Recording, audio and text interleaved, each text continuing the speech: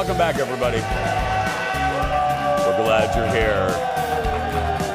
Well, for fans of TV and award shows, our guest today is a must-follow on social media, and he's just a good guy, too. Michael Levitt is an accomplished TV producer. Good Lord, he's worked with everybody. And now he's found a great voice on TikTok, spilling all the tea about the stars he's worked with and the shows he's produced. Audience, give it up for Michael Levitt, everybody. Welcome back, Hey, Michael. everybody. Hello, Jason. How you doing, buddy? I'm good. How are you? I'm doing great. I texted Bjorn and Jeff. I go, we got to get Michael back on, not only because, well, I love you, but also I loved your dish about the Oscars and one particular category. Let's start there. Can you tell the audience what you found out? Sure. So if you watched the most recent Academy Awards, you saw that during the award show, they had 5 previous winners come out to celebrate and tribute each of the various costume designers that were nominated that year.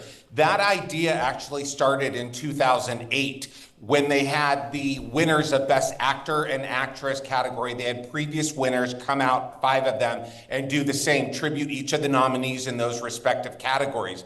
Well, this year, they didn't do it for the actor and actress. They did it for the costume designer.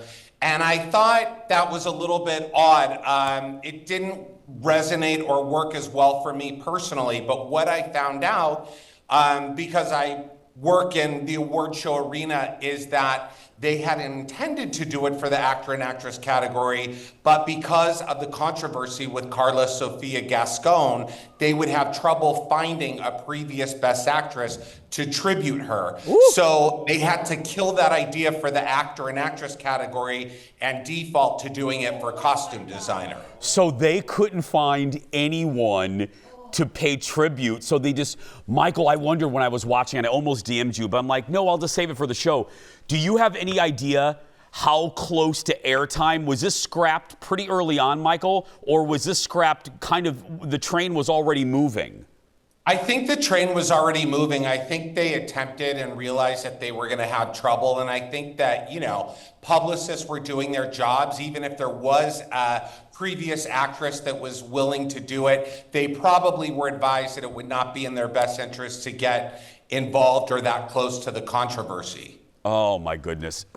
I'm so glad. No, go ahead, buddy. Oh, I'm sorry. I was just going to say, when I watch other people's work or award shows, I always think I don't walk in those producers' shoes. So when I see that they've done something that might be a little odd to me, there's usually a reason behind it. And those producers have their hands full. I mean, they have to deal with both the network and the Academy and a lot of protective publicists. Do you think, I was a big fan, I'm old school, you know that. It's one of the many reasons I love you.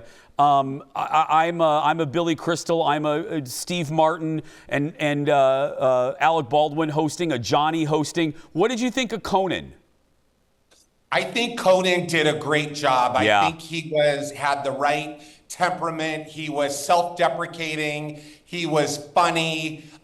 He rolled with it. And a good host of an award show does not SHI on the proceedings. They are a traffic cop and they just keep it going, and that they're there to complement the proceedings, not overpower it. So I thought he did great. My favorite, though, is Jimmy Kimmel. I think he is the gold standard of hosting, and of course Johnny Carson back in the day. Let's move to another big show that I wanted to get your take on because it just happened a few weeks ago. The SNL 50. I mean, again, putting yourself in the shoes of that control room, that production team. Forget about the on-air product, what they had to do. All of the herding of all of those cats. What did you think of that production?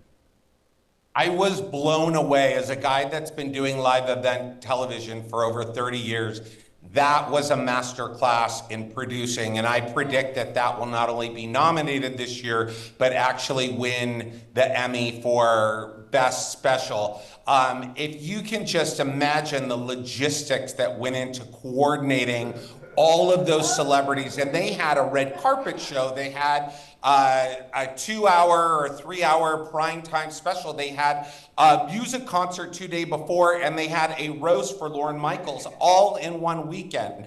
So to pull all that off and do it so flawlessly is beyond impressive. I just thought the pacing, I thought their use of previous talent. My only criticism is I would have loved to have seen a moment with all of the original cast members together. They did one with Garrett Morris, and I think the others may have been around him, supporting him, but I would have liked to have seen a little bit more reverence to the original cast. I couldn't agree with you more. More with Michael when we come back. Stay right there. Back in a moment.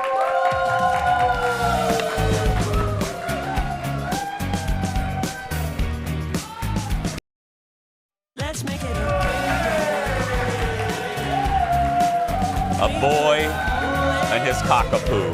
T-shirts coming soon. Our special guest today is our buddy Michael Levitt, producer extraordinaire. Yeah. Michael, before we move on from the Oscars, because I want to talk about Balin, your extraordinary show on right now. You've worked in Oscars, right, my friend? I did. One of my first jobs in the business was I was the talent coordinator on the Academy Awards back in 1989. I was 19 years old, I think 19 or 20. They didn't know how old I was, and yet I was responsible for the details and logistics of all the top celebrities on a show going out to 1 billion people around the world. And that was the year that Snow White and Rob Lowe sang and Disney sued the Oscars. Yeah. Alan Carr was the producer, the guy who produced Grease, and he got panned. That was like considered the worst Oscars in history. But I learned so much from it. And one thing that I think that you and your viewers will find interesting, we had 2 production numbers. We had a young Hollywood production number that had newcomers like Christian Slater, Patrick Dempsey, Ricky Lake, Holly Robinson, and then we had an old classic production number with people like Merv Griffin and Vincent Price, Dorothy Lamour, Sid Charisse. And what I learned, because I dealt with all of them, was the young Hollywood people were showing up late to rehearsal. They had entourages, they were smoking. And the old Hollywood, the legends, came alone, they showed up on time, and they were complete professionals. And it really taught me so much early on, and I actually became very good friends with Dorothy Lamour out of that show. And back in the day when you had an answering machine, she called my house one time and left a message, and my father was over, and he heard the message. He heard her say, "Michael, it's Dottie Lamour. I'd love to go to lunch." And I looked over, Jason, and my dad had tears in his eyes, and I go, "Why are you crying?" And he said, "You don't understand. In my day, there was nobody bigger than Dorothy Lamour, and I can't believe she's calling my son." And he's since passed, but that is a memory I will hold on to for a lifetime. Michael, I love that story. Correct me if I'm wrong, dear friend. Wasn't that also Lucille Ball's last appearance? Yes, it was, and I'm a huge Lucy fan. And you're always afraid when you meet your legends because you don't know how they'll be, but I'm happy to say she was lovely to me, and I cherish that memory as well. Yeah. Yes. I remember that Oscars for that reason. Let's move from the past to the present. Michael is the executive producer of a show that's doing killer numbers for TLC, Balin. And will you give the plot, Michael? Will you give the synopsis for people that don't know Balin out loud? Sure. So Balin is a beautiful young 22-year-old, beautiful inside and out, and she was diagnosed with one of the most severe cases of Tourette syndrome ever. She has not only Tourette's, but she has a subset of it called coprolalia, which are those extreme verbal tics. So this series really chronicles her life story, and we follow her quest to be independent in the face of having this disability. Michael, how is she doing with this fame? Because the show is doing so well, and I know you take such good care of your talent. How is she doing suddenly becoming famous? Yeah, she's doing great, and I think a lot of that has to do with the fact that she has over 10 million followers on TikTok. Yeah, a massive following prior to the show. And that's actually how I found her. That's during her engagement, which was the finale. So she's handled it well, but she had notched it up with her fame. So more people coming up to her. But I'll tell you, it's really been a learning curve for her family, who are now famous. And they're getting a lot of attention, as well as her boyfriend, Colin. But this show is not exploitive. It's really a beautiful story and something that we're all very, very proud of. You should be. You can stream it, everybody, right now on Max. More with Michael when we come back. Stay right there, everybody. Stream it now.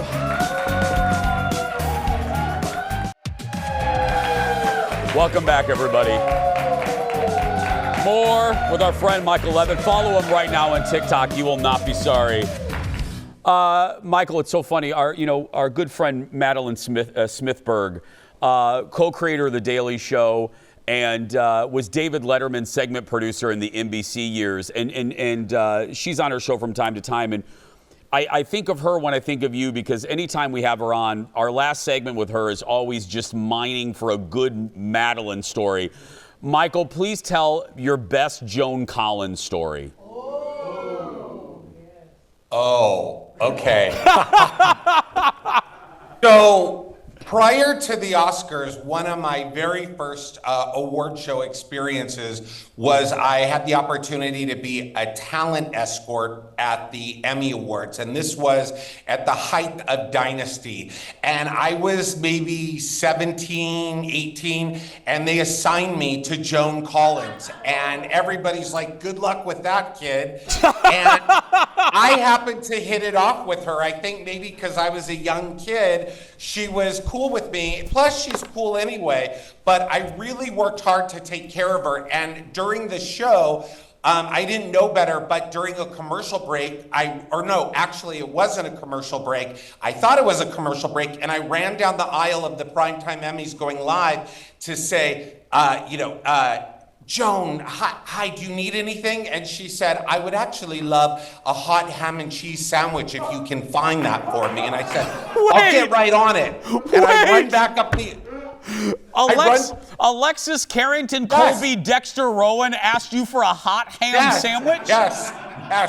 And I ran in the lobby and I went, how am I gonna find that? So I found my way into the press room where they had a spread, and they didn't have hot ham and cheese, but I think they had turkey and roast beef, whatever. So I cobbled together this sandwich on a roll, and it was warm, and I wrapped it up in foil, went down the aisle again during the show. Excuse me, Miss Evans. Excuse me, Mr. Forsythe, making my way to Joan. Here you go. Gave it to her. The people that worked on the show were very impressed with that. And that led to me doing more award shows. That sort of forged my award show path. But cut to 25 years later, I'm now the executive producer of the TV Land Awards. And she is on our show tributing Aaron Spelling. And I reminded her of that experience, which she would never remember. And I said, and look at this photo, the photo that you just showed to your viewers. And she said, look at how, and I said, look how young I was. And she goes, look at how young you were, and look at how thin you were too. Okay. Thanks, Alexis. Yeah. Thanks, Alexis. Yeah. But she's really cool, and I do well with women that are seemingly layered like that, and I thought she was wonderful and still do today. Speaking of women that you're wonderful with, when producer Bjorn found a prom photo, did you go to prom with Christy Swanson?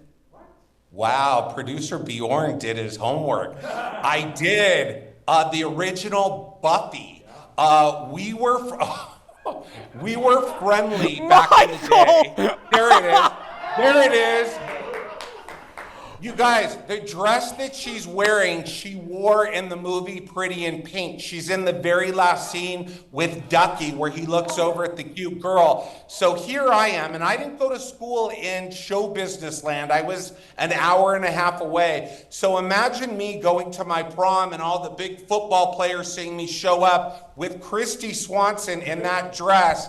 That was a lot. That was the talk, through graduation for sure. Michael, I mean, you're a good-looking man now, but You are, Michael, you're a looker, my friend. Thank you. Look at I didn't think so, but I'll take it. Take the compliment. Hey, I want to go back because I love the primetime soap so much. Again, if you ever see Michelle Lee, Joan Van Ark, or Donna Mills, please tell them to call me. Anyway, other than that, but going back to Joan, I'll work on that. Please, didn't you end up doing, you and Winkler, didn't you guys end up doing the Dynasty reunion?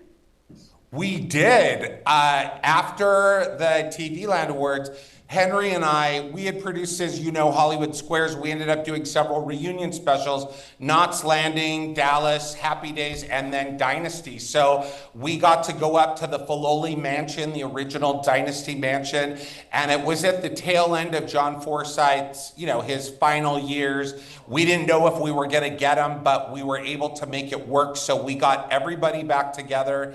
And that was obviously an incredible experience. Nolan Miller was there. I have framed designs of the gowns that Nolan Miller did for the reunion. Pinch me moments that I will always be grateful for. Did you notice, we have like 30 seconds, Michael. Did you notice, because there was always, and it wasn't just tabloids, Forsythe and Joan didn't always see eye to eye. Did that soften toward the end? Was that softer on the set of the reunion? It really did. I think a lot of that has to do with time and age. And I think, he was frail at the tail end, but they were lovely to each other. I never saw anything to the contrary. And there was never any discussion prior to the reunion of any hesitation on either of their parts with them all participating together. So I think it definitely did soften. If you want 150 million more of these stories, follow Michael on TikTok right now. Thank you, my friend. Good to see you. Thank you, Jason. Bye. You have the best audience out there. We do. Thank you, buddy. We're going to take a break. We'll be right back. Back in a moment, everybody. Michael Levitt.